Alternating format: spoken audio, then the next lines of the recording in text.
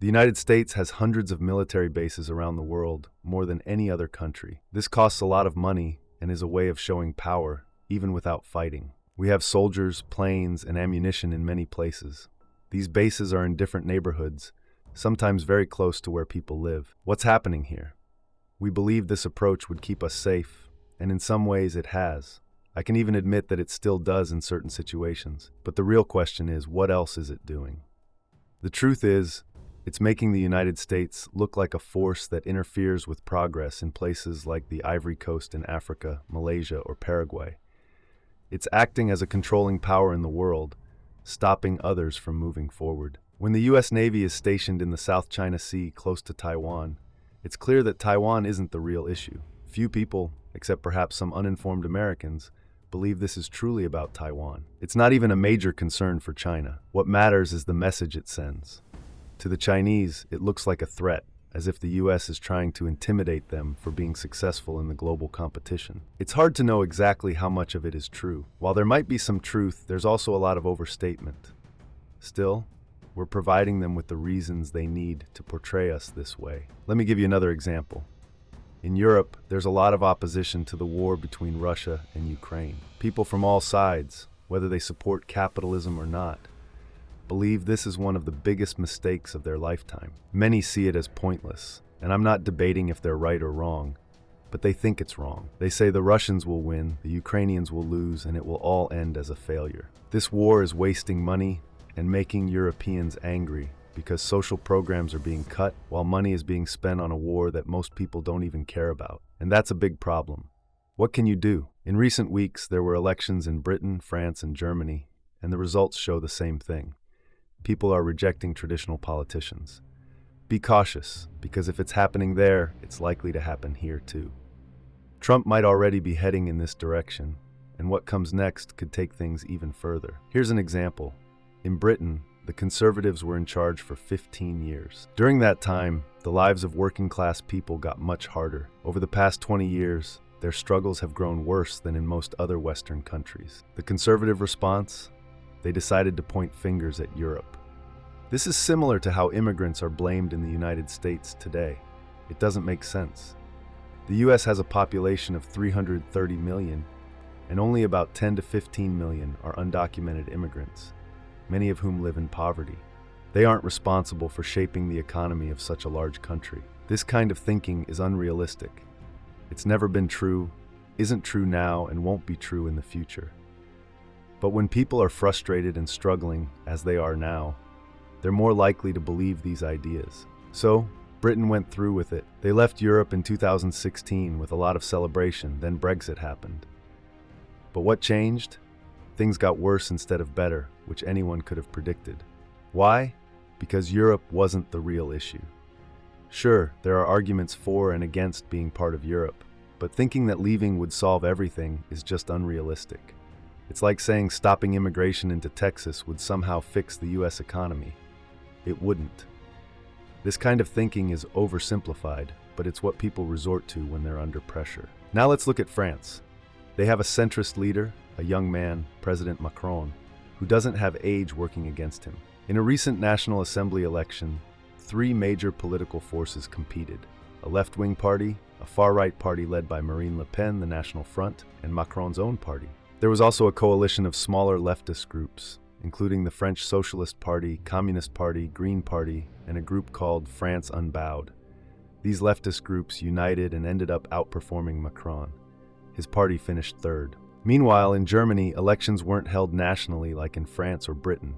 They were regional in the eastern part of the country, in areas called Länder, similar to U.S. states. In those elections, a right-wing, borderline fascist party came out on top. This is a major development, especially in Germany, a country with a dark history tied to the Nazis and Hitler. Seeing a right-wing party rise to prominence there, even evoking imagery linked to that past, is startling. It's a bold move anywhere, but in Germany, it carries an even heavier weight. Still, they secured the top spot. Coming in second was a lesser-known political figure who has been a vocal Marxist throughout her career. She broke away to run independently and still managed to capture significant support. This reflects a widespread disapproval of traditional politics. Yet no one is addressing it head-on. Look at Britain, where Labour Party leader Mr. Starmer has made controversial decisions. One of his first actions was to cut fuel assistance for low-income households, right as winter approaches and energy costs are soaring. This issue stems from Britain's inability to access affordable Russian oil and gas, which previously kept heating costs manageable. Britons are now connecting their hardships directly to the ongoing conflict between Russia and Ukraine. Instead of easing the burden on struggling families, Starmer decided to allocate even more resources to Ukraine. These choices could mark the downfall of his leadership and the Labour Party as a whole. Many working-class citizens are beginning to understand that neither the Conservatives nor Labour are offering real solutions to their everyday problems. Why bring this up? Because the same thing is happening in the United States. The working class is starting to realize that neither Republicans nor Democrats are offering real solutions to their problems. This delay in addressing real issues is causing frustration to build. Look at Britain, where their economy is spiraling further into chaos. They avoid tackling their major challenges, refusing to face reality or make necessary changes. The British Empire is gone, and no grand event, not even the lavish coronation of King Charles, can change that. It feels more like an act in a Hollywood movie than a true reflection of power. Meanwhile, a year ago, China began sharing a striking statistic, which was endorsed by the United Nations. Over the past decade, China has reportedly lifted 800 million people out of poverty. Their average income increased enough to move them into modest living conditions, or whatever the UN's term might be. Whether these figures are exaggerated is unclear. They probably are. But it doesn't matter. What matters is the global message. How did they do it? Let me give an example to make this clearer. I was recently invited to speak at an event in Lagos, Nigeria. To prepare, I revisited the economic relationship between Africa and the United States. Nigeria, as one of the most significant countries in Africa, served as an important case study for this discussion. Let me summarize it for you. Nigeria has a population of about 220 million people, which is roughly two-thirds the size of the United States. While the US is only 50% larger in population, the economic gap between the two is enormous. Nigeria's GDP in recent years, around 2022 or 2023, was approximately $500 billion. Meanwhile, the US economy during the same period was valued at $22 to $23 trillion. This means that while Nigeria has a significant population, its economy is vastly smaller, 50 times smaller than that of the US. This disparity is not something that can continue indefinitely. It's an unsustainable situation, especially in a world where people in Nigeria can easily see the opportunities and wealth available in other countries like the US. This imbalance has real consequences. When I visited Lagos to speak at an event, it was clear that people were frustrated. They asked me to address this topic because the inequity is hard to ignore. Many feel that they have no choice but to leave Nigeria and seek a better future elsewhere, even if they would rather stay. The gap in opportunities is simply too large to ignore. Unfortunately, nothing meaningful is being done. Countries like the US and those in Europe offer vague promises or hollow statements, but no real solutions. It's just empty talk, nothing more. China is actively making its mark across the globe, constructing infrastructure like bridges and schools. It's impressive to watch. Meanwhile, Western nations seem oblivious, ignoring the reality of these developments. It's as if we're watching a train moving slowly toward disaster. You want to shout, "Stop the train! Do something before it's too late!" But no one notices. They're too busy to see the warning signs. Despite their differences, the US and China share core similarities that could provide a basis for cooperation. After all, no rational person would consider nuclear war a viable option. I believe most leaders in Beijing, Washington, and elsewhere understand this. However, many Americans don't grasp the full reality of war. The US has never endured large-scale destruction on its home soil, unlike China, Japan, Russia, or Europe. For example, during World War II, the bombing of Pearl Harbor in Hawaii was the only direct attack on US territory. Unlike cities abroad, American cities have never been left in ruins. I still recall bomb drills in school, where we'd crouch under desks. It felt more like a strange game than a serious precaution. For many Americans, war seems distant and is often imagined with a sense of misplaced confidence, like something out of a movie.